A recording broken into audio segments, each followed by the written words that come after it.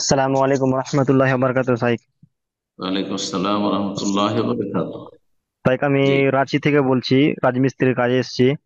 তো বলেন। আমার প্রশ্ন হচ্ছে সাইক, যে কিছুদিন আগে তো আমি এখানে এসেছি। তো প্রশ্ন হচ্ছে জুমা সম্পর্কে, যে এখানে তো সহি আকীদার মসজিদ নাই। তো আমরা কিভাবে জুমার সালাত আদায় করব? কারণ এখানে তো সব দেখছি যে যারা আকীদা সহি নয় তাদের মসজিদ আছে। তো এই হুম, ক্ষেত্রে আমরা কি করব? বলুন, তাদের মসজিদে সালাত আদায় করবেন, আপনার সালাত হয়ে যাবে। তাদের সালাতে যদি ত্রুটি হয় আপনার সালাত হয়ে যাবে। দেওবন্দীদের মসজিদ আছে তো, তাবলিগদের মসজিদ আছে তো, অবশ্যই আছে। আপনার আকীদা সহি নয় মানে নামাজ হবে না এমন বিধান নেই শরীয়তে।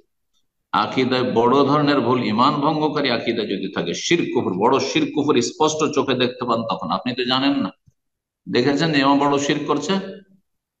যখন শুনে নেবেন যে ইমাম বড় শিরক করছে বা দেখে নেবেন যে ইমাম বড় শিরক করছে, তখন তার পিছনে সালাত জায়েজ না। এমনি আসল হচ্ছে মুসলমানদের পিছনে সালাত জায়েজ, যতই বেদাতি হোক না কেন।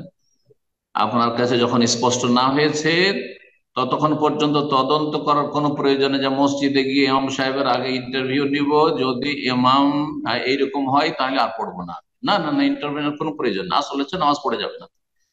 কিন্তু যখন শুনবেন যে ইমাম খুতবায় বলছে যে হ্যাঁ আব্দুল কাদের জিলানী, হ্যাঁ মায়ের পেটে 18 পারা কোরআন মুখস্থ, আব্দুল কাদের জিলানী সন্তান দিতে পারে, আব্দুল কাদের জিলানী এই করতে পারে সেই করতে পারে, তোমরা দরগাহে যাও সেখানে পাবে, তাহলে তখন সে মুশরিক, তার পিছনে সালাত জায়েজ নাই, তার আগ পর্যন্ত জায়েজ।